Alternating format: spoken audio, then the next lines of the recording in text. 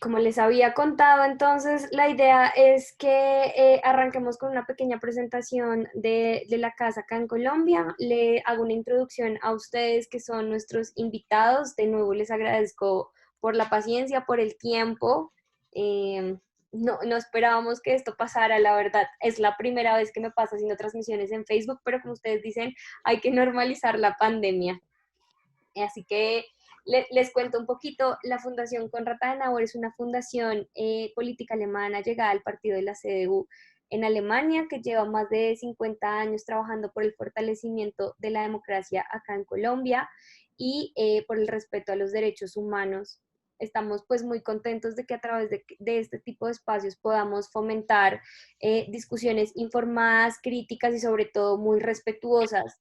Así que pues celebramos todos los esfuerzos que podamos hacer para contribuir a nuestra misión acá en el país y esperamos que, bueno, hoy podamos conocer mucho más de cómo ha sido y cómo es acercarse un poco más a toda la problemática de la minería legal acá en el país con la proyección de muerte lenta y esperamos que pues de primera mano ustedes nos puedan contar muchísimo más de qué es todo esto, cómo se realizó el documental, qué retos tuvieron y asimismo pues poder conocer muchísimo más a fondo de otra realidad del país que realmente pues es lo que nosotros queremos un poco pues mostrar y que más personas puedan acercarse a ello.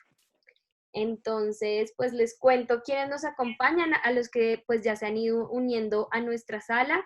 Está Melissa Delgado, ella va a ser nuestra moderadora hoy, es antropóloga visual y guionista, ha trabajado en distintos proyectos audiovisuales, ha desarrollado toda su experiencia en gestión cultural, enfoque de género, población étnica y trabajo con comunidades. Entonces, todos sus aportes son valiosísimos para poder dirigir este debate. También nos está acompañando Alejandro Ángel, él es el director de Muerte Lenta, es director y productor de nuevos medios, cine y televisión y curador de contenidos transmedia e inmersivos. Actualmente es productor ejecutivo de Armadillo, New Media y Films. Pues él es el documental, es el director de El Documental. Y además nos acompaña José Guarnizo, que es coequipero de Alejandro y pues es investigador en este documental. También es cofundador de Vorágine, portal independiente de periodismo de investigación, comunicador social de la Universidad de Antioquia y máster en creación literaria de la Universidad Pompeu Fabra de Barcelona. Así que bueno, agradecemos muchísimo a todos su participación en este espacio. Agradecemos también al Festival Internacional de Cine por los Derechos Humanos, que la verdad nos ha dado un montón la mano en la creación de todo esto y hoy y pues ya estamos a próximos días y a unos cuantos días de estrenar la versión de este año del festival, así que esta es más bien una antesala para que ellos tengan un espacio muchísimo más, más concurrido y que las personas también se acerquen a los derechos humanos a través del cine, que digamos es una muestra valiosísima para conocer muchísimo más. Entonces, bueno, si ustedes tienen alguna pregunta, les agradeceríamos que por favor nos la hicieran llegar a través del chat. Y entonces vamos a dar paso a la proyección del documental. Esperamos que les guste a todos. Y una vez acabado, vamos a empezar con el conversatorio liderado por Melissa.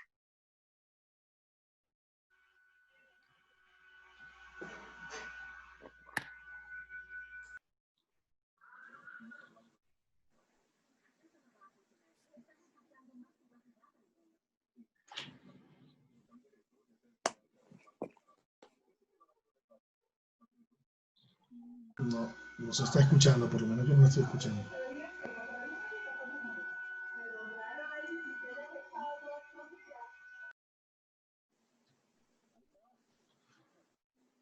Una realidad, no mira, no jala. Kwe mame ku hibunya, bie kwe jano mo kwe nama ku wai mo kakari dik. Bie mercurio tena me cago noña de café que bie fafan, ya hace gira bie. Ahí sí nos volveremos en realidad vegetarianos, mire que eso no jala, mira, que no es no es algo que sea un mito, no, esto es una realidad. No mira, no jala, no nada. Llevamos pescando ya 1 hora y nada. Me hay me caruche me llamo y te chamo que de tic. Me biru me by mercurio bije kun hame wa kaidania ka feni no funode. Ha biru nane. Fiata ne wa duna bu na kai ki kuitik. Me ta fe no de ne hamano mo. Duere tic. Oh why reñuera me ya tu ha como ide. Oh why reñuera me ya tu ha como ide. Mai que come como mai di. Ona kita de que.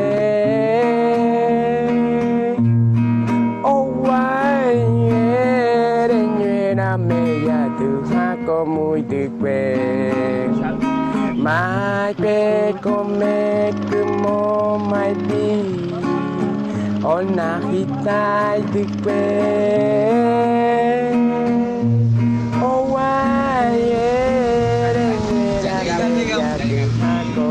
occidentalmente los religiosos dicen Yahvé, Jehová. Bueno, otros nombres, nosotros le decimos Buinaima, es el creador de Todopoderoso, nosotros no, a él invocamos hace mucho tiempo, esto llevamos clamando, ya perdimos mucha gente, ¿por qué no nos escucha?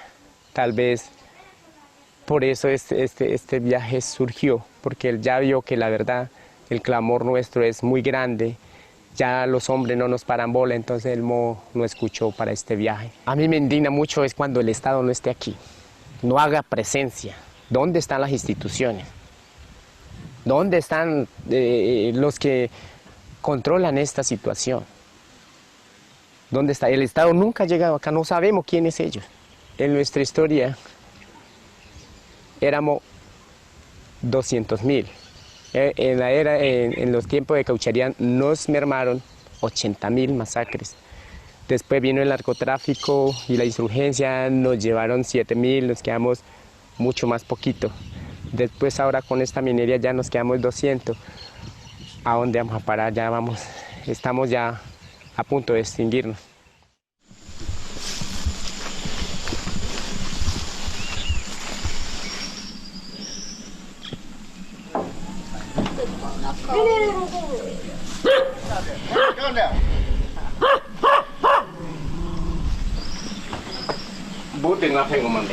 Sí, ella come pescado, pero de escama, no así, o sea, no así de caquetá, sino de la quebrada, ¿no? Así.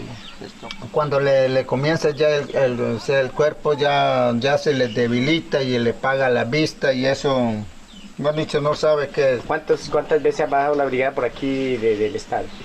Y eso nunca se hace como... Eso hace como 3 años que ha bajado brigada y ellos casi no pusieron muy atención en las partes, sino apenas les dieron una pastilla, un jarabe así. Un bolso de sangre cuando está explicando que ella está también mal de sangre, se le acabó la sangre, entonces le pusieron sangre, de ahí ella empezó a revivir. O sea, el mercurio le acabó la sangre. Ella vive de puro medicamento, dice. Ajá, o sea que ella en el momento no tiene fuerza en los músculos y que le salpica los músculos, todo el cuerpo, todo el cuerpo, hasta el cerebro. Como que le quema.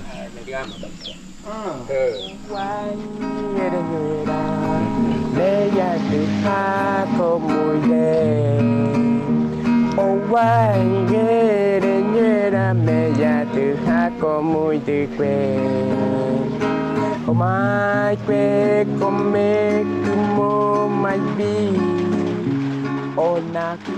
sea, no tengo un cálculo como exacto, pero como estas cosas ya están sucediendo hace más o menos, creo que más de 15 años o 20 años, porque pues ya sabemos más o menos que hay unos viejos que ya están contaminados porque la contaminación viene antes. Y ahora ya vemos niños malformados, sabiendo cómo está dando los síntomas, y sabiendo que estas cosas se trabajan por acá, pues uno le va cogiendo como miedo para consumir eso, para darle a los niños. Pues lamentablemente hace 2 años, yo desde el embarazo del niño, y hace fuera de esos 2 años, pues no ha habido ni brigada ni nada, pues el niño no recibe atención médica hasta ahora. Me lo atendieron así en un corredorcito afuera del hospital. Y me dijeron, no, que ese niño estaba enfermo, que eso era normal, que el niño cree normal. Y yo nunca sé qué es lo que tiene el niño, hasta ahora. ¿Usted come mucho pescado a diario? Como eso, pues, mi hijo nos da, pues a mi nuera nos da, pues comemos también de eso. Eso mismo digo. Es que nosotros, por ejemplo, somos familia. En la casa esta y la casa vecina. Y hay un niño también que es casi así, a este estilo. Pero no le digo que las 3 casas tienen niños así. El niño, yo creo que mi niño es el más especial. Ni siquiera las instituciones vienen acá, miran el gobierno dónde está. Solamente, como dice yo, y la vacuna nomás. Pues de pronto la medicina también tradicional, lo que nos sostiene en esta región. Pues el niño tiene malformaciones porque mire la mano, son blanditas, los dedos tienen como cositas salidas, entonces el niño pues demoró para coger un lápiz. Callos, de tanto apretar estos dedos así. Cuando le da calambre, porque eso genera calambre.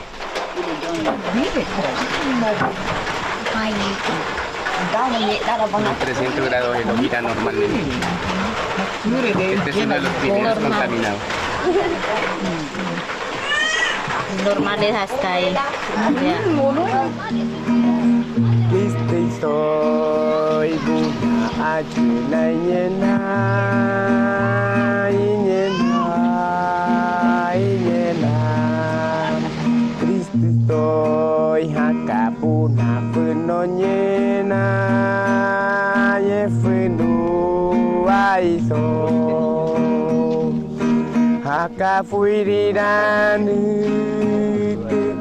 No, o sea, el primer niño que yo tuve fracaso de esto, ¿sí? El niño, sí, él salió, o sea, ya con la contaminación y mal de cabeza, y ese niño, pues, gracias a Dios, pues, descansó. Enseguida vino esta niña, la misma historia, ¿sí? Pero ella ya le puso esto, ¿sí? O sea, este lado del ojo, pues, está mal, ¿sí? Y los deditos, pues, 2 dedos que ella no... Ay, la mano. Más que todo la manito, aquí está. Miren, nosotros nos dimos cuenta cuando ella tenía ya 6 meses. Cuando ella comenzó a gatear, ya los piecitos no le funcionó. Nos dimos cuenta que la niña estaba así, pero primero no. Que nos apoye, sí, a controlar esto, porque nosotros pues solitos no podemos cómo, ¿sí? Entonces pues le pedimos al gobierno pues que nos apoye en esta situación, ¿sí? Ya sea salud, ya sea en control de la contaminación.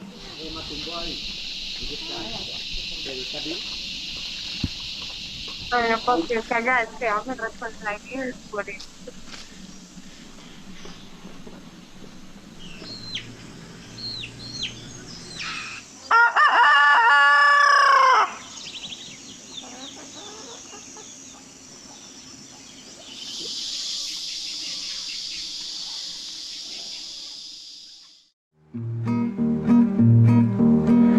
Kwena bayaka kwena eogate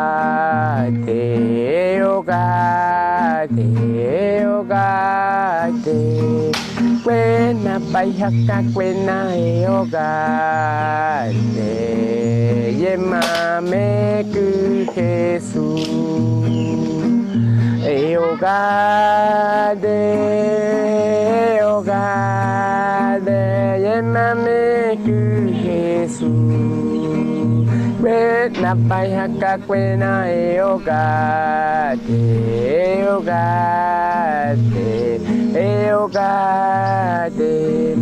kwena bayaka kwena eogate, yemame ku Jesús, eogate. A mí me indigna esas cosas, que por un impacto social tan indiscriminada, tan indecente, tan desordenada, tan sin control de la naturaleza, a nosotros nos venga a cambiar el sistema alimentario milenario desde la creación del mundo. Creo que esto se debe poner mano dura No hay más de otra porque por desorden de nuestra mente y por el desorden del dinero. La salud no es dinero. Aquí nosotros en esta selva vivíamos muy felices, mire cómo estamos. Oh, why repite, my como vi. Oh, why me ya te como de que. My come como my be. Ona kita de que.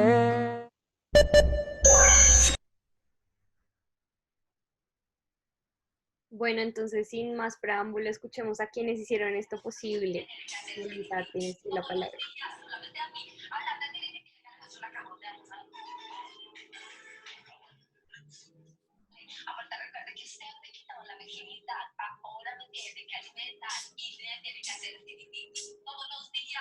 ¿Está Melissa hablando? No, yo no la escucho. Bueno, hay un micrófono por ahí abierto. Ya lo pagué. Ya. Bueno, pues no siendo más, vamos a iniciar entonces con la conversación, ¿cierto? Lo primero que queremos como saber, bueno, antes que nada, muchas gracias por permitirme estar en este espacio, que va a ser un espacio de diálogo, que creo que vamos a aprender un montón, no solamente como de la realización del documental como tal, sino del contexto y de todo lo que ejemplifica y de todo lo que nos muestra en estos 10 minutos de esta otra realidad de la que estábamos hablando, y de este tema como tan importante de poner sobre la mesa como lo puede ser la minería y bueno, los efectos que en este momento ocurren gracias a este fenómeno. Entonces, pues antes que nada queremos conocer de palabra de ustedes, de los realizadores, como una breve introducción de cómo se llega a esta historia, de cómo deciden abordarla, de cómo se da como el acercamiento frente a la temática y pues que nos cuenten un poquito como si una breve introducción de qué es lo que hay detrás del corto como tal, pues para ir calentando y iniciando la conversación.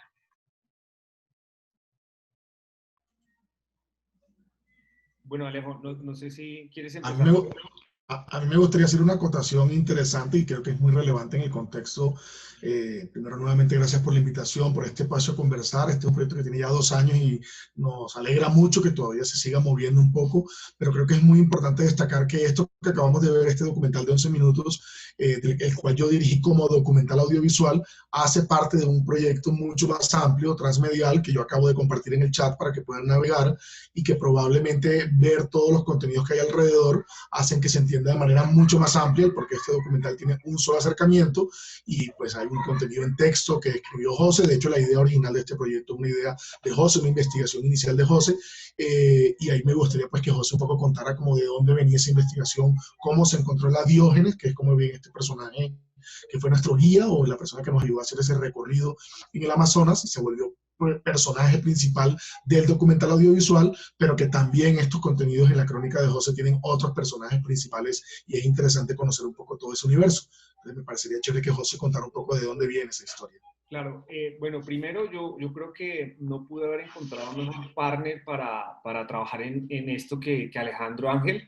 Creo que difícilmente logra uno trabajar como de una manera, o sea, con disciplinas tan distintas, como encontrarnos y lograr esto. Esta historia nació una vez que yo estaba en el Caquetá, en Florencia. Estaba haciendo otro trabajo muy diferente, creo que era deforestación o algo de bandas criminales, y un profesor de la Universidad de la Amazonía se me acercó y me dijo, oye, mira, yo te quiero presentar a alguien que tiene algo, que tiene una historia que contarte, o te quiere decir algo como que tiene una denuncia.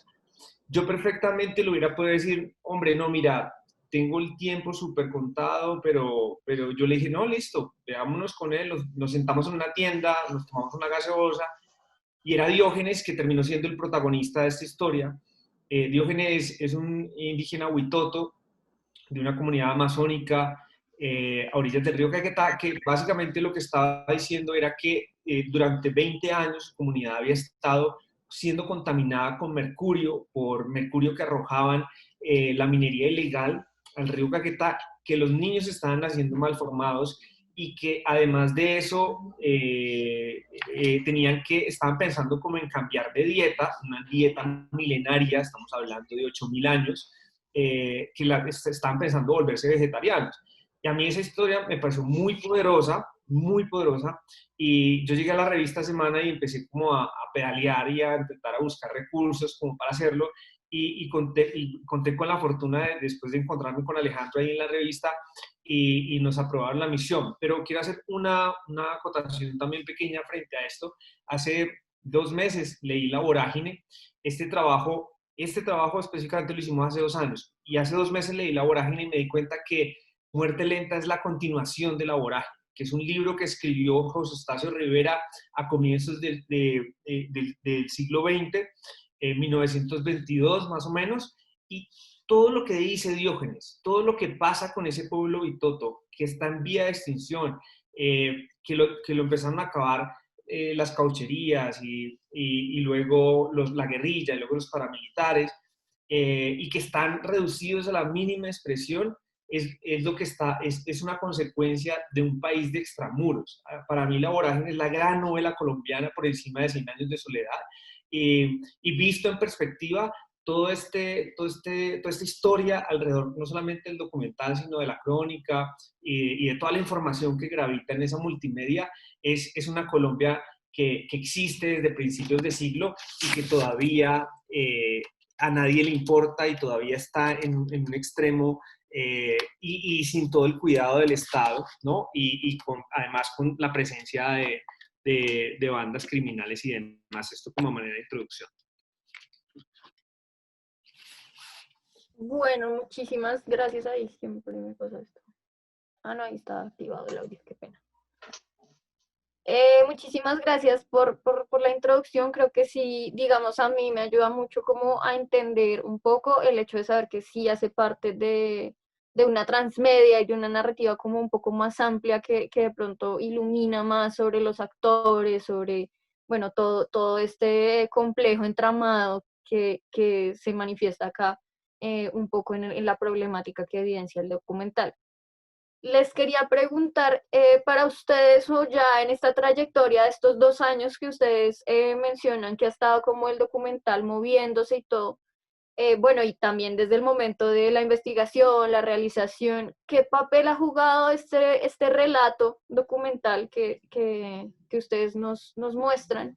¿Qué papel ha jugado en la lucha de la comunidad contra el mercurio? Que realmente, cómo se articuló en su momento y cómo se articula ahora en esa lucha y en esa resistencia que ellos tienen frente a la problemática del mercurio y del envenenamiento de los niños como tal. A mí me gustaría, tomando un poco del hilo de lo que decía José, que me parece bien impactante eso que dice de la vorágine y cómo se conecta. Yo recuerdo mucho que una de las secciones que tiene este contenido expandido es justamente un área que se llama la cotidianidad, y que surge después de uno de esos múltiples rodajes. José y yo estuvimos en ese rodaje los 2 solos, literalmente, junto con el profesor, me refiero Octavio, y con Diógenes, pero de la parte del equipo de producción era uno de estos documentales de guerrilla, en que en este contexto un poco erróneo ese término, pero de esos documentales, y espero me entiendan, en el que no cuenta uno con todo el equipo alrededor y demás. Entonces eran jornadas muy extenuantes, y al final del día siempre nos tomamos una cerveza en la canchita de fútbol que había en Los Monos, en este poblado a 2 días en Lancha de Florencia. Y entonces uno de los días yo me fui con Diógenes, como bueno, los que no me conocen, yo mido 1,85, soy una persona muy gruesa, o sea, no cabía más nadie en la canoa. Entonces me fui yo con José, con Diógenes y con su sobrina a hacer una parte de la entrevista, que es ese momento en el que él está pescando con una niña en un pequeño afluente del río Caquetá. Y yo me fui con Diógenes a ese pedazo, a ese proceso de grabación, y cuando estamos en medio de ese afluente, la sobrina de Diógenes aprovecha y le dice, ay tío, felicitaciones, feliz cumpleaños.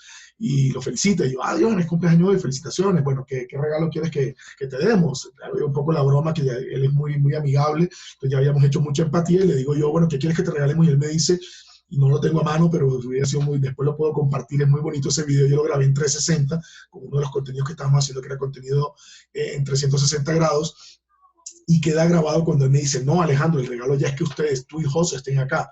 Yo le digo, no, ¿por qué, Dios? ¿Qué tiene eso de regalo? No, es que nunca había venido un periodista o un realizador o un fotógrafo a Los Monos. Es decir, allá afuera nadie conoce los monos, nadie sabe cómo se ven los monos, nadie sabe cómo atardecen los monos. Y me acuerdo que con José esa noche, hablando un poco, yo le conté esta anécdota, y ahí surgió un poco esa sección que se llama La Cotidianidad, donde decidimos, además de la crónica, además de escrita, además del documental, dejar un espacio de memoria donde hay contenidos en foto, contenido sonoro con estas canciones en lengua huitoto, donde hay un diccionario interactivo que hizo Pedro Camacho, nuestro coequipero en la parte de desarrollo web, donde la gente puede escuchar de la voz de Diógenes cómo suena el idioma huitoto, y era en gran medida, iba conectado con eso que dice José, que es esa distancia que tenemos de estas personas. La gente nunca ha ido a Los Monos, la gente de fuera. ¿Por qué? Porque queda 2 días en lancha, con un día de intermedio durmiendo en la tagua, y eso hace que estemos todos muy lejos de ese tipo de historias.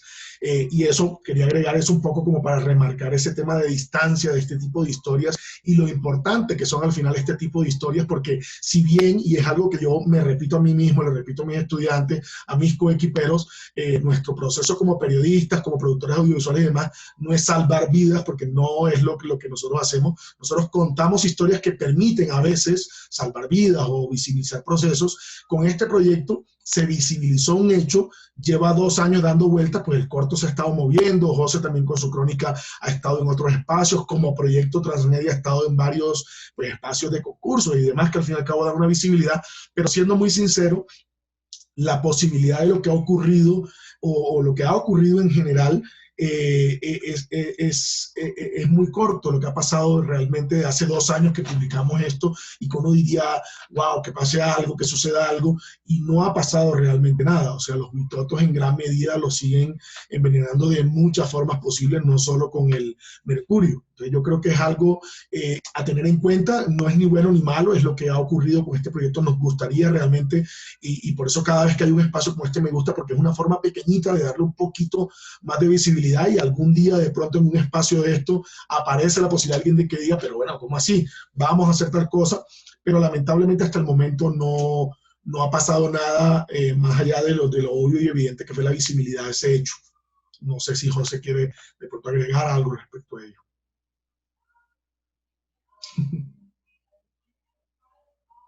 No tienes activo el...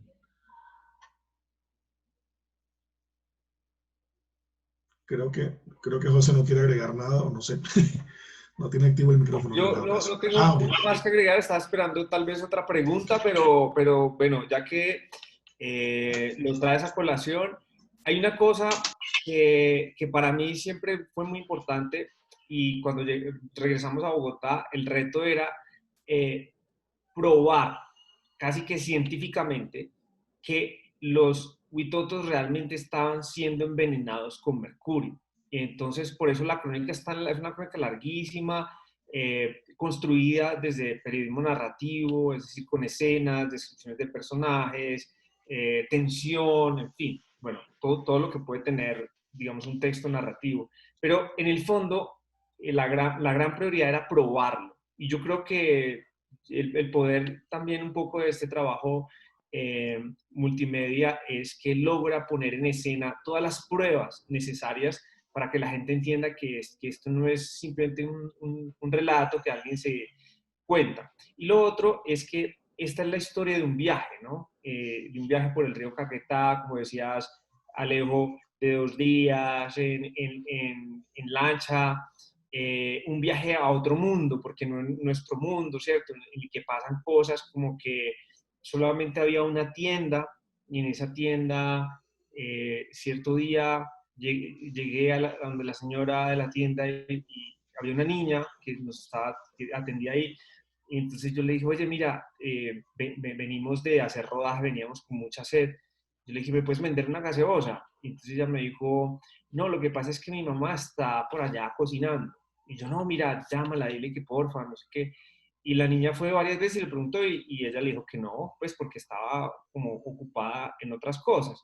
Y no era un tema como de enemistad no, simplemente es otro mundo, es otras lógicas, otras dinámicas. Como a las 5 horas la señora nos vendió las gaseosas y además nos regaló un montón de comida y de cosas que había estado preparando, ¿cierto? Y uno viene pues con el agite de la ciudad, donde el mundo se mueve de otra forma, y se da cuenta, digamos, que uno como periodista o como el caso de Alejo, realizador, pues uno es un fisgón de una realidad que no le pertenece, ¿no? Y al final terminó pasando que Diógenes tuvo problemas de seguridad, fue amenazado de muerte, y él tuvo que venir a Bogotá. Él se desplazó, hizo toda la ruta pues de protección y terminó viviendo en mi casa una época, ¿no? Y ahí era como, claro, yo fui como el fisgón de una vida totalmente distinta, y luego él vino a Bogotá y era como intentando entender un montón de cosas que no entendía, no sé, fue un choque como de lo que es la vorágine, ¿no? El centro y la periferia. Me acabas de hacer acordar, José, ahora que decías eso, de los ritmos.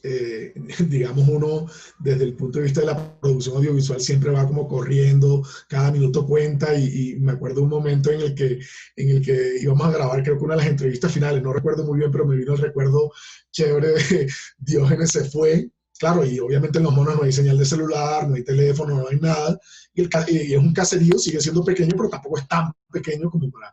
Y Diógenes se los perdió y no lo ubicábamos, y yo decíamos como, ¿dónde carajo está Diógenes? Y ya nos quedaba, creo que era el último día de rodaje, no recuerdo porque eran muy pocos, fueron 10 días de la misión, como dice José, pero en realidad eran 2 días de ida y 2 días de vuelta. O sea que en realidad tuvimos fue en el medio estos 6 días de rodaje, y entonces cada minuto contaba y había mucho que hacer, y los dos desesperados como que ¿dónde carajo está Diógenes? Y cuando por fin llega Diógenes, llega como con un plato comiéndose unas ranas o algo así, como que nos ofreció como que quieren y tal, y era como que había estado, que la mamá estaba cocinando unas ranitas o algo así, y nosotros como Diógenes, pero ¿dónde estaba? No, yo estaba comiendo, ¿no? O sea, él estaba en su ritmo. O sea, los que estábamos ahí como invitados. Y yo creo que eso en este tipo, sobre todo de documentales, es muy importante tenerlo claro. Y no hablo de la no ficción, sino hablo en general de la no ficción. Digo documental, pero también digo en la ficción. Cuando uno va a un escenario, uno es siempre un invitado más, una persona que está ahí, que depende mucho de las dinámicas. Yo he estado en este par de años después del proyecto, he estado haciendo un par de proyectos, uno con Parteras Afro en Buenaventura y uno en San Basilio de Palenque, el de Parteras Documental y el de San Basilio Chaquero Ficción, y es ir a meterse allá, sobre todo en Chaquero estuve viviendo casi 1 mes y medio en San Basilio de Palenque. Yo soy caribe y aún así era el extranjero, el extraño. Entonces también uno tiene que adaptarse a esas lógicas y no al revés, que es lo que a veces uno cree que en el afán rápido grabemos, no sé cuál, y la gente tiene su lógica, y hay que asumir también eso como una forma de respeto, creo yo. No bueno, muchísimas gracias, creo que sí nos ilumina bastante el panorama. Vamos a pasar de pronto un poquito a un tema un poquito más profundo sobre ya la problemática como tal que evidenciamos en el documental. Les quiero preguntar de lo que ustedes observaron, de ese estar con la comunidad, de esa interacción que podemos ver y que se puede abordar en este proyecto. ¿Qué otras afectaciones indirectas existen en ese territorio causadas por la minería, ¿no? Que también afectan a la comunidad, no solamente como este envenenamiento, sino como lo dice...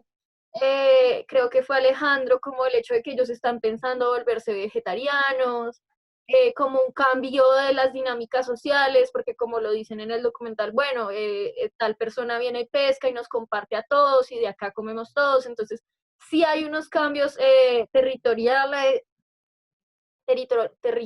qué pena, del medio ambiente. ¿Qué otros cambios de pronto no tan visibles, pero que afectan a la comunidad, pudieron observar ustedes en ese compartir que tuvieron en ese tiempo? Pues mira, lo que pasa es que además de como de la ausencia de Estado, este es un lugar en que ni el ejército hace presencia. Y además de lo que implica el mercurio, los monos está también un poco al albedrío de las disidencias de las FARC. Es una zona en la que es muy difícil entrar por la presencia de las disidencias. Nosotros tuvimos mucha suerte porque íbamos pasando en la lancha, vimos 2 veces a los grupos armados, no nos pararon porque íbamos en una lancha a la Universidad de la Amazonía, nos saludaron, íbamos con los indígenas, pero he conocido casos de personas que han intentado llegar y no los han dejado pasar o los han intentado secuestrar. Pero eso implica también un asedio a la comunidad. Hay momentos en los que la comunidad ha estado verdaderamente confinada por los grupos armados. Y en segundo lugar, hay digamos, una cosa que yo tal vez se la leí pues a Rob Nixon, que habla de las violencias lentas. Nosotros no pensamos en ese concepto cuando lo titulamos muerte lenta, pero la violencia lenta es un poco lo que pasa allá, ¿no? Es tanto el abandono del Estado o la ausencia del Estado, que eso es para mí el gran problema, ¿no? Es decir, no hay nada, es que no hay nada, nadie ha llegado, a nadie le importa.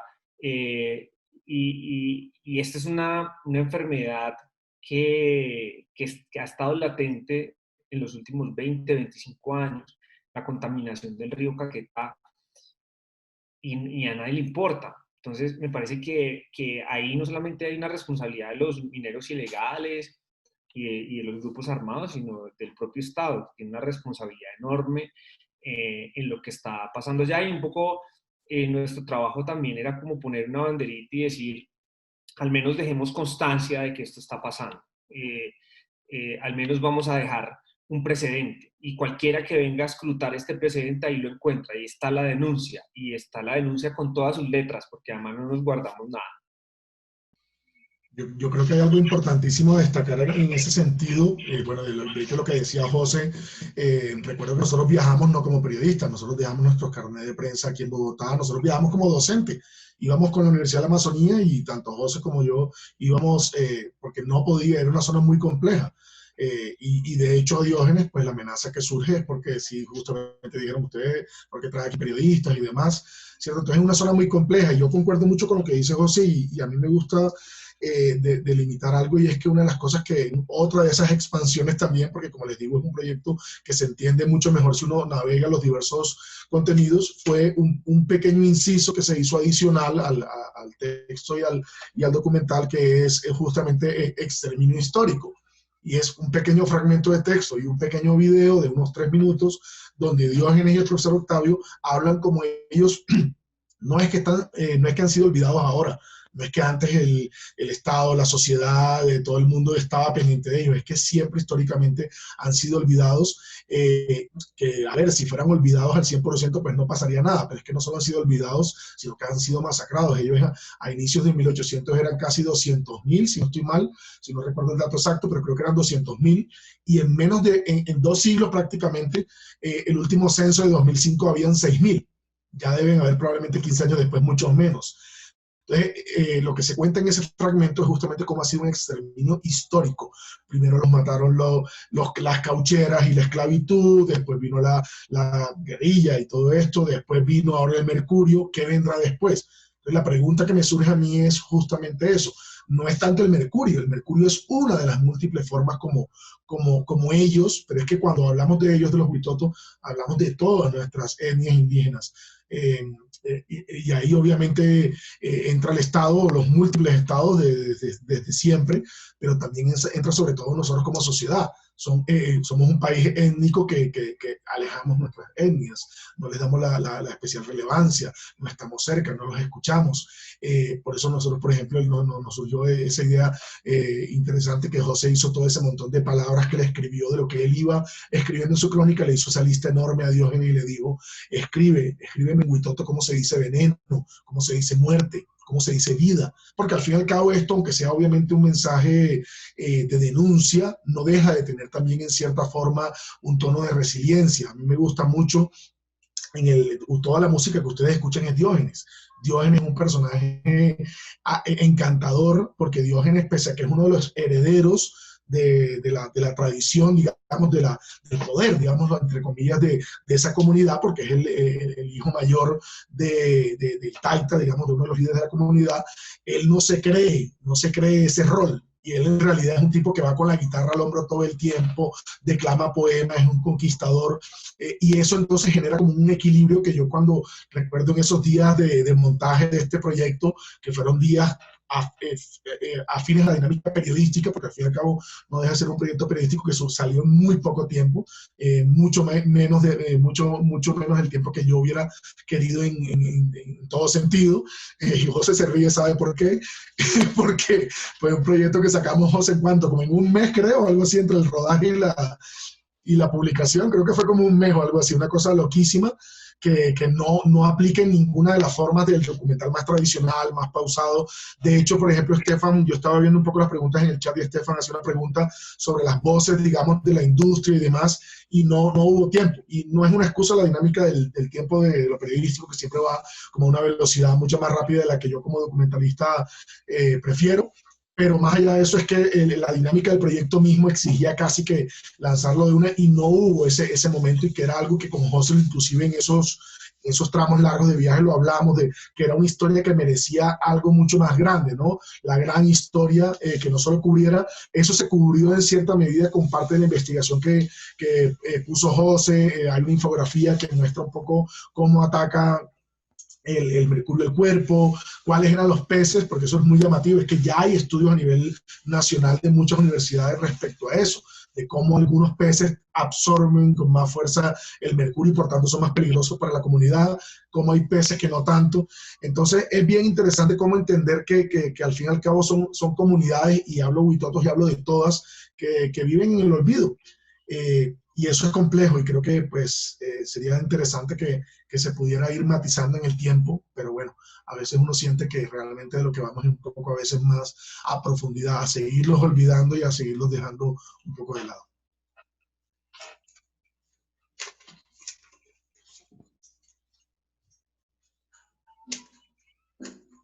Bueno, entonces, no sé si José quiere agregar algo. No.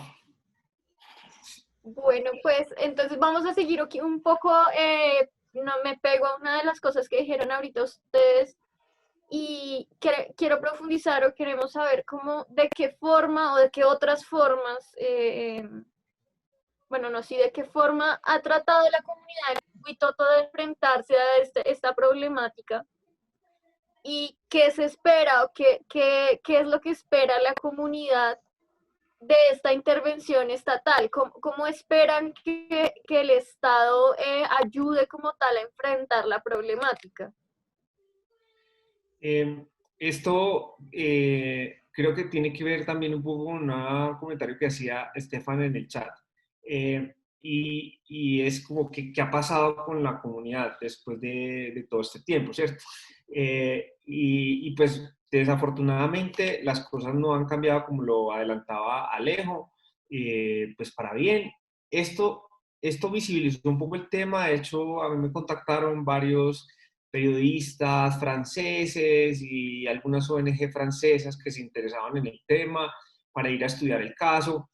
Yo hablé también después con un investigador de mercurio, casi de los únicos que han hecho estudios de peces y de cabellos en las comunidades de la Universidad de Cartagena. Él había hecho un estudio aguas abajo, y el hecho de que hubiera hecho ese estudio aguas abajo y hubiese encontrado concentraciones de mercurio tan altas, hacía intuir que pues en los monos, que era el sitio donde nosotros estábamos, pues evidentemente también había altas presencias de mercurio en los peces y pues ya en las personas. Digamos, el protagonista es Diógenes, Diógenes es como un personaje, es como el comunicador, el bufón, el cantante. Es un personaje maravilloso, pues, digamos, para el documental y para la historia, pero hay otro que está un poco en la trasescena, que es su padre, ¿no? Que es el abuelo, pero el abuelo tiene una autoridad enorme dentro del resguardo, pero es quien está más enfermo. ¿no? Y casi que las comunicaciones que yo tuve con Diógenes después de que él se vino a quedar a mi casa acá en Bogotá porque estuvo amenazado, luego conseguimos un lugar donde viviera, luego regresó nosotros nos ganamos un premio con esto y parte del premio se lo dimos a Diógenes para que montara un proyecto productivo, no salió tan bien, siguió intentando con muchos negocios, y bueno, finalmente, pero el abuelo, la salud del abuelo ha estado cada vez peor, ¿no? Y yo creo que eso es un síntoma, digamos, de lo que sigue pasando, porque es que mira, si vos no comes pescado allá, o sea, te morís de hambre, es que el pescado es el 80% de la dieta, o sea, ellos también cazan algunos animales, pero pues, digamos, eso no es lo grueso de la dieta.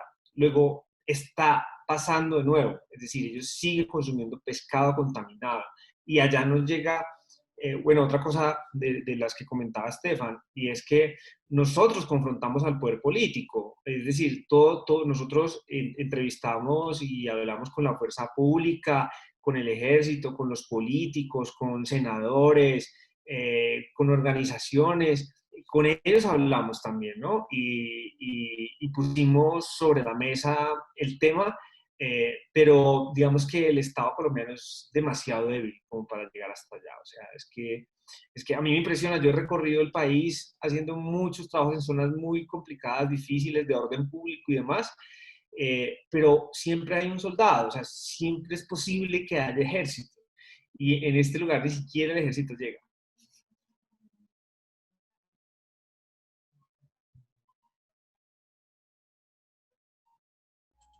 Sí, yo creo que Alejandro, no sé si quieres agregar. no, en este sentido creo que un poco más o menos lo que hemos ido diciendo y creo que básicamente son pocos los avances que se dan. Ahí uno siempre intenta, digamos, como hacerle el seguimiento, a veces se pierde un poco el hilo. Yo creo que de todos modos es interesante, justo por eso que se abren estos espacios, que abre, pues, por un lado el Festival de Cine por los Derechos Humanos en Colombia, lo que abre ahora la CAS, porque justamente cada vez que se visibiliza, así sea una vez, este tipo de contenidos aparece, como decía yo de manera previa, ese francés de una ONG por allá perdida que quiere investigar, porque lamentablemente lo que se hizo en ese momento, pues a partir de unos cuantos premios que ganó el proyecto, adquirió una nueva visibilidad y algunas plataformas lo visibilizaban mucho, pero realmente para efectos de la comunidad, lo que pasaba era poco. Justamente como decía José ahora, sí que se interpelaron, digamos, yo recuerdo mucho, por ejemplo, que no estaba, digamos, formalmente en el documental, pero nosotros grabamos todo el recorrido. Entonces, cuando dormimos el primer día en la Tagua, que es donde está ubicada la estación militar de la zona, pues de hecho fuimos a buscar la historia clínica del abuelo, que había sido atendido ahí, que es el punto detonante de la historia, y fue medio complejo, intentamos grabar, no se podía, pero sí, siempre había como mucho distanciamiento de eso, como que nadie quería opinar, porque también la zona es una zona compleja, como les decíamos, de hecho, cuando ya íbamos de vuelta en la Tagua, a Diógenes ya lo interpelaron, o sea, nosotros nos vinimos a Bogotá sabiendo que a Diógenes ya le estaban preguntando, bueno, ¿y usted qué? ¿Con quién anda? Y entonces también eso complejiza todo, ¿no? En un país como el nuestro, que sabemos las dinámicas que hay a nivel de seguridad y demás, este tipo de cosas hacen que la gente, para bien o para mal, normalmente para mal en este contexto, no quieran realmente tomar una posición, un rol y dar un resultado. Y hablo también de entidades y de otros espacios que podrían aportar. Pero eso. Listo, yo creo que esta pregunta que viene nos va a ayudar de pronto también a redondear y un poquito como a profundizar, y va encaminada a esto que acabamos de nombrar, y es como ustedes que conocen más, que tienen como más el trasfondo, realmente qué dinámicas, qué políticas sociales, económicas son las que están detrás de este fenómeno y cómo podría enfrentarse el Estado en general en términos grandes y la comunidad en términos pequeños a estas dinámicas que, bueno, son las que finalmente les están causando el envenenamiento. No, yo lo que pienso es que esto que pasa en los monos no es nada distinto de lo que pasa en muchas regiones del país. Esto es un espejo de lo que yo he visto en Tumaco o que he visto en el Catatumbo o en Putumayo. claro, con situaciones un poquito distintas en cada lado, pero al final es lo mismo, es una incapacidad, después de la firma de los acuerdos de paz con las FARC, como una incapacidad del Estado de copar esas zonas, a esas zonas llegan grupos como el ELN, aparecen las disidencias, y la comunidad y los civiles quedan, digamos, ahí en la mitad, ¿no? Entonces, bueno, yo creo que lo que podemos hacer, quienes nos dedicamos a contar historias, pues es, mira, yo creo mucho una frase de Alonso Salazar que dice que el mayor compromiso político de un escritor es escribir bien. Y eso, en el caso de Alejo, por ejemplo, es de contar buenas historias. Hasta ahí llegamos. Me parece que el poder de una historia puede quedar como testimonio, puede cambiar formas de pensar, puede pegar un grito de denuncia, en fin. Eso es lo que está pasando en este país. Es decir, tenemos varios conflictos, varias llamitas. Si miras el mapa, hay varias llamitas por muchos lados en este país. Eso está ocurriendo todos los días. Y yo creo que no podemos dejar de contar esas historias y de señalar lo que no está haciendo el Estado. Es nuestra obligación. Eso es un poco lo que tenemos que seguir haciendo en medio de esas adversidades. Y yo creo que para complementar lo que dice José, además obviamente de esa presencia del Estado, de las diversas entidades, de todos los diversos actores que confluyen, porque claramente en este tipo de procesos confluyen muchos actores, yo creo que hay algo importante y es también que también la comunidad, es decir, ya no la comunidad Huitoto, sino la comunidad nacional, toda esa gente que interactúa en tantos medios digitales como hay hoy en día, porque vivimos una época maravillosa en la que todos tenemos un parlante para darle eco a lo que cada uno quiera, es darle eco a este tipo de historias. Y hablo de muerte lenta y hablo de cualquier historia que visibilice un hecho complejo en una región. Claramente eso ha ido cambiando, a mí me alegra mucho estos últimos tiempos, cada vez más las redes sociales también tienen un poder activista y una fuerza, pero también uno a veces ve en las redes, y yo recuerdo justamente en ese tiempo corto que estuve en Semana, era muy llamativo cuando, por ejemplo, justamente ese momento que hicimos esto era la época de elecciones, y cómo nosotros compartimos este video, y este video tuvo, no recuerdo ahora el dato exacto, pero digamos, por decir cualquier cosa, tuvo 20.000 visitas, y cualquier tipo de proceso alrededor de la política tenía 7 u 8 veces como mínimo. No digo que aquellos no tengan ese eco y ese parlante, pero sí digo que también estos también tienen que tener parlante, porque son parte de lo que somos como Estado y como nación. Entonces también es empezar en cierta medida, empezar a fortalecernos nosotros como espectadores. Yo creo que lo que hacen espacios como los festivales de cine y este tipo de conversatorios es fortalecer lo que somos nosotros como espectadores. Que nosotros como espectadores entendamos que no solo ver algo genera un cambio en mí, sino cuando yo llego y voy a una plataforma digital de redes sociales y demás, o internamente, no tiene que ser abierto, comparto un grupo de gente y digo, mira, vi este documental sobre unos indígenas de tal sitio que están muriendo, qué chévere que le deje una mirada. Estamos generando una bola de nieve y no sabemos esa bola de nieve hasta dónde va a llegar. Entonces también es el tema de fortalecernos como públicos, como espectadores. Estamos en una época maravillosa de que como espectadores somos mucho más críticos, mucho más intuitivos por la evolución obvia que ha tenido el consumo en los últimos 20 años y todo lo que trae internet y demás. Y eso también debería reflejarse en el tipo de contenidos que compartimos, en cómo hacemos que otra gente conecte y vea y conozca este tipo de historias para que se logren también gestionar nuevos cambios y nuevos impactos en esos públicos. Bueno, sí, muchísimas gracias. Bueno, estas fueron un poco las preguntas que habíamos pensado, pero pues vamos a abrir un espacio para las preguntas que surgieron aquí alrededor de la conversación y que surgieron en el chat ya cuando los escuchamos a ustedes. La primera es como que siento que queda mucho más claro en la transmedia, pero pues no la conocía. Y nos surge la pregunta de cuáles son esas fuentes. O sea, en el documental no queda tan claro, pero no se pueden distinguir exactamente cuáles son esas fuentes de donde viene el mercurio. O sea, se habla de minería ilegal como un fantasma, un poco por ahí tras bambalinas, pero ustedes que conocen más, ¿qué son esas fuentes? Son muchos sitios, un poquito que nos cuenten un poquito más de estas fuentes de la minería. ilegal y de eso que hay detrás de esa pero Es que justo, tú lo has nombrado, es un fantasma. Justamente el gran problema que hay es que eso, sí están reconocidas, pero al mismo tiempo son un fantasma. En el camino nosotros nos encontrábamos en el camino estaban las barcas, hay imágenes de video que no están en el documental, se veían las barcazas, la gente ahí mismo liberando el mercurio para poder sacar lo que pasa es que es un secreto a voces, como muchos de los procesos en nuestro entorno. Pero Alejo, mira que no es un fantasma porque lo puedes ver. O sea, en el No, claro. Las dragas están a la orilla del río y están sacando oro, pero eso, y echan el mercurio al río. O sea, es que esas dragas son como unas especies de balsas, de balsitas, que tienen un aparato que cierne, y hay como unas especies de tubos pegados al río, y hay otros orificios que tiene esa balsita, que es donde vierten todo el mercurio, o sea, como que lo arrojan al río. Entonces, es muy evidente, o sea, vos pasas por ahí y lo ves y decís, ¿qué es esto? No, son dragas, y vos encontrás dragas. Esas dragas no pueden existir, o sea, esas dragas no son legales, o sea, no son, pero para nada legales, es decir, eso cualquier autoridad ambiental llegaría y las levantaría de una, pero como no hay ninguna autoridad, entonces vos pasás en la barquita y los ves a ellos arrojando mercurio. El mercurio, digamos, tiene digamos, como una huella, una trazabilidad en el mercado negro en Colombia. Hay algunas teorías que indican que entran por Venezuela. Pero yo les digo una cosa, hay demasiado mercurio en Colombia.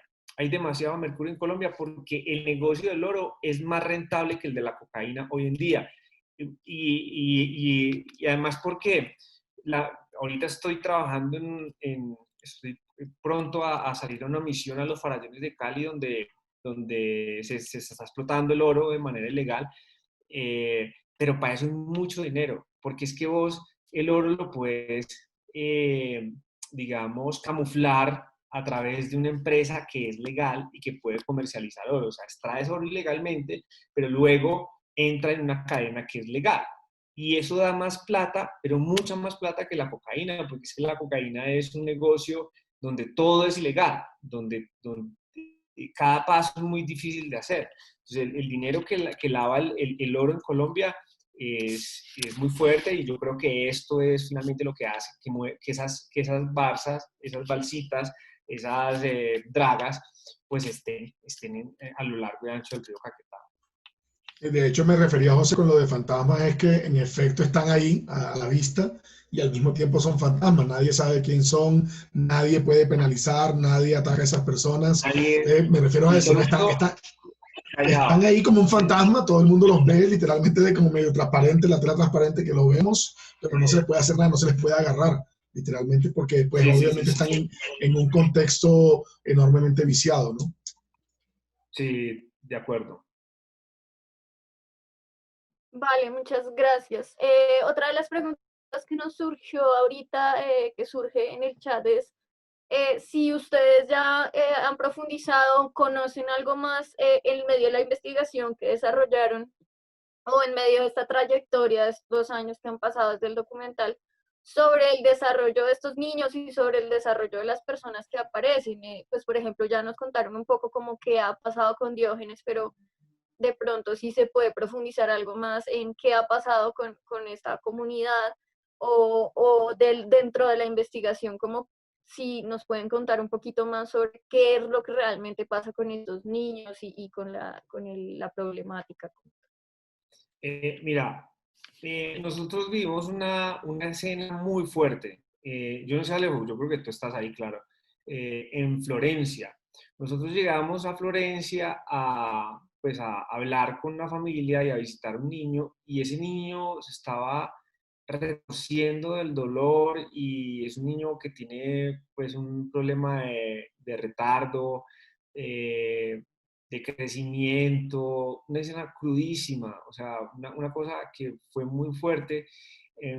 Y ahí como que fue de primerazo, antes de ir a los monos, como que dimensionar dimensionamos lo que estaba pasando, como, parce, esto es de verdad, esto es fuerte, esto no es un cuento que está echando Diógenes, sino que esto lo podemos ver en estos niños.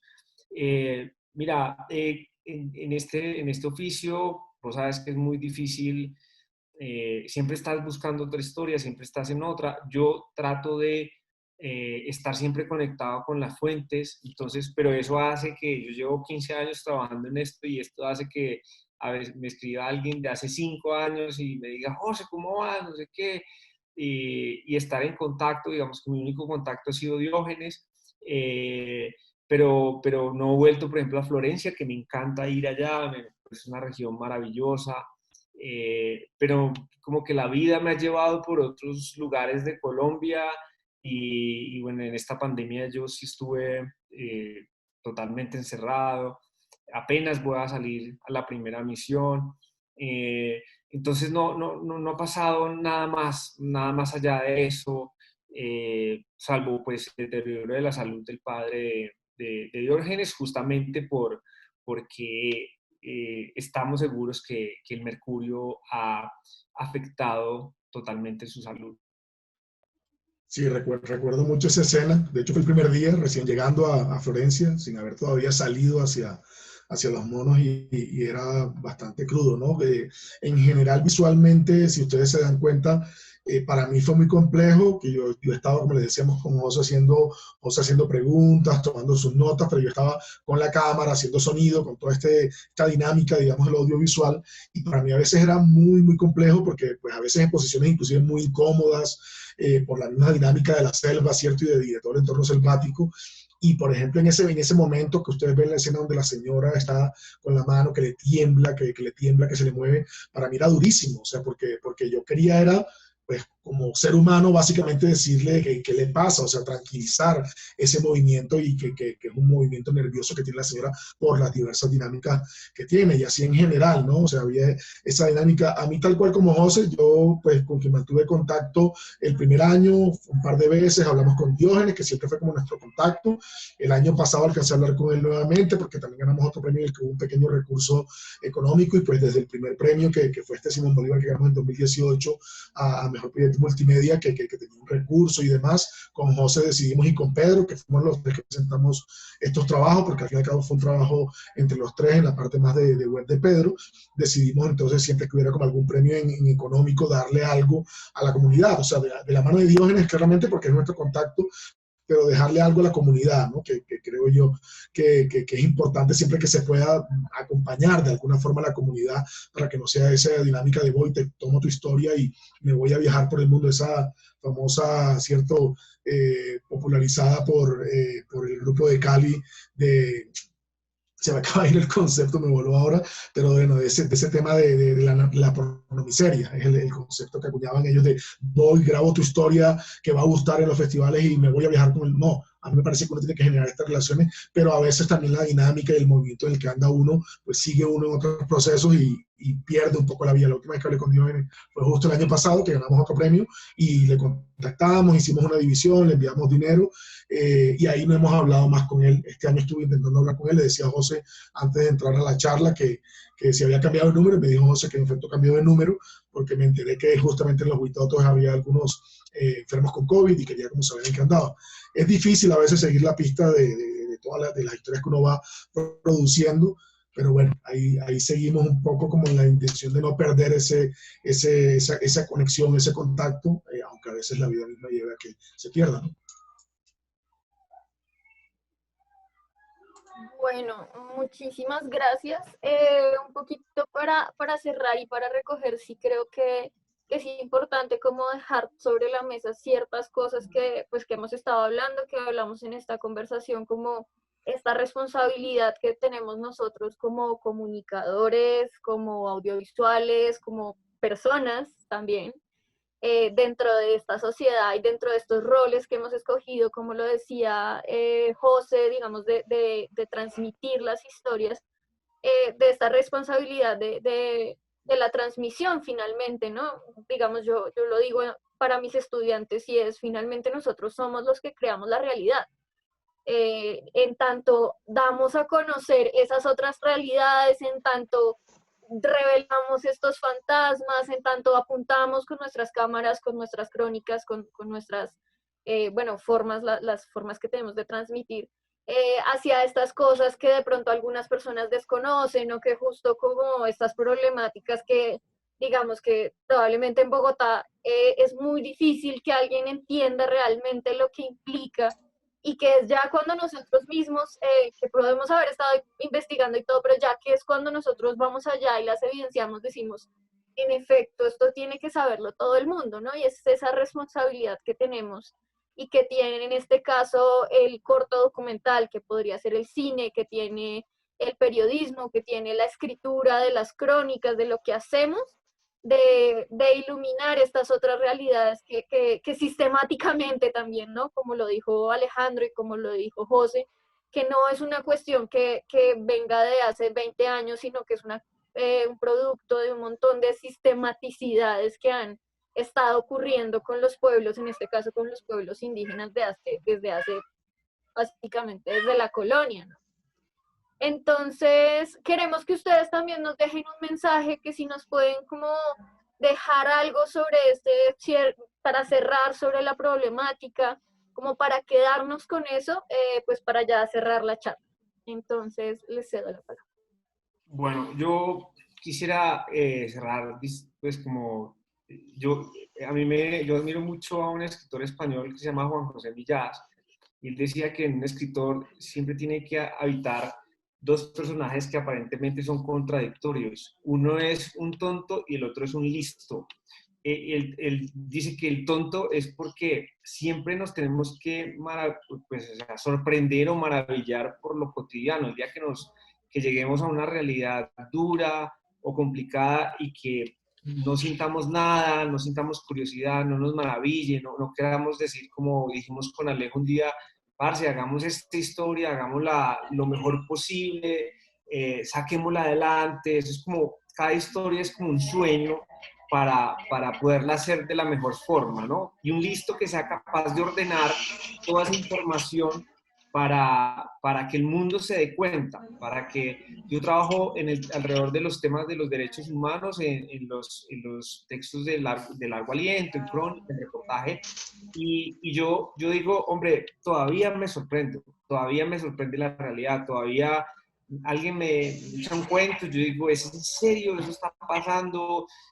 Hagamos algo, busquemos, a ver cómo nos metemos a esa historia. Obviamente no todas las historias terminan saliendo, porque a veces llegas a un punto en que te devuelves y te das cuenta que no había historia, pero lo único que no nos puede pasar a nosotros es que esto se nos vuelva paisaje, que la guerra se vuelva paisaje, que los muertos se vuelvan paisaje.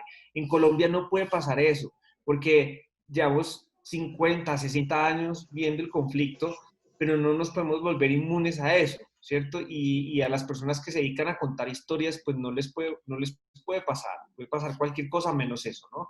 Que pierdan la sensibilidad frente al otro. El tema de la otredad para mí es muy importante. Si a mí me preguntan que si yo hago un trabajo de activismo, pues yo diría que yo siempre voy a estar del lado o del oprimido, o de la persona a la que le vulneraron los derechos humanos.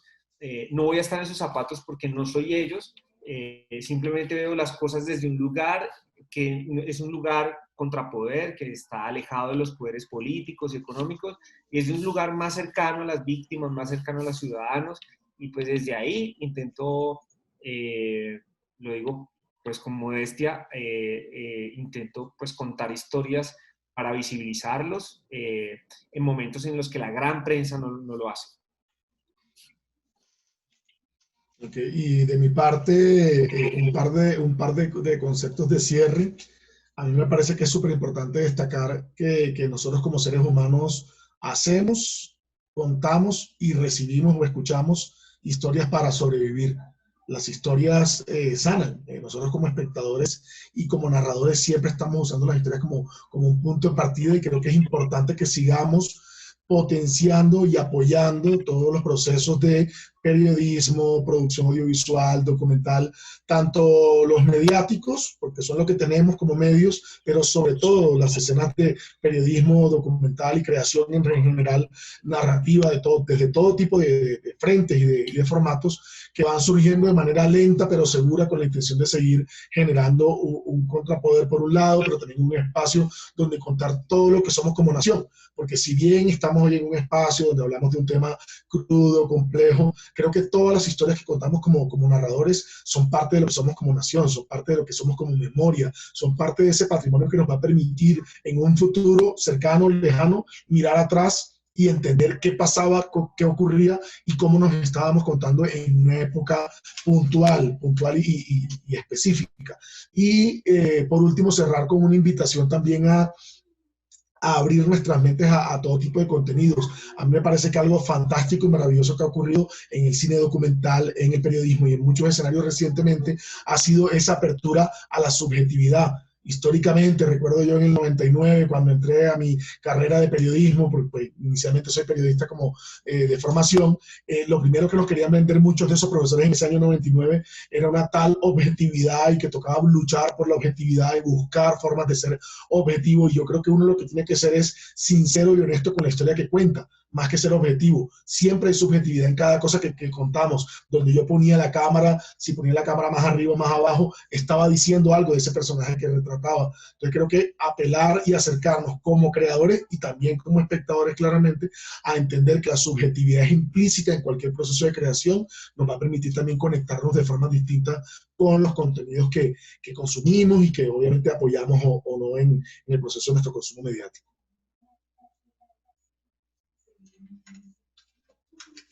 Bueno, muchísimas gracias por este cierre y también sí, muchísimas gracias por las invitaciones que nos dejan finalmente. Entonces, les cedo la palabra a Laura como para que despida el espacio y nada, pues, Melissa, a ti muchas gracias por encabezar y dirigir esta conversación. Creo que todos los aportes que hicieron, la verdad es que han sido bastante importantes también para visibilizar un poco esta problemática y darle voz precisamente a todo lo que está pasando, pues porque muchas veces, como ustedes lo dijeron, vivimos bastante alejados de este tipo de realidades. Entonces, la verdad es que lo único que queremos es que con estos espacios cada vez más personas puedan conocer, aprender y, como les dije al principio, pues fomentar discusiones informadas y respetuosas. Agradecerles a ustedes por su participación, por su tiempo, por sus aportes. Una vez más, agradecerle al festival que, como ya les decía, ha sido pues nuestra mano derecha en este proceso. Y nada, invitarlos también a que participen en noviembre en la próxima versión del festival. Y cualquier cosa, pues siempre lo decimos, pues la CAS es la casa de todos, así que pues esperamos que este espacio también haya sido como de gran provecho para ustedes que realizaron esto. Así que muchísimas gracias.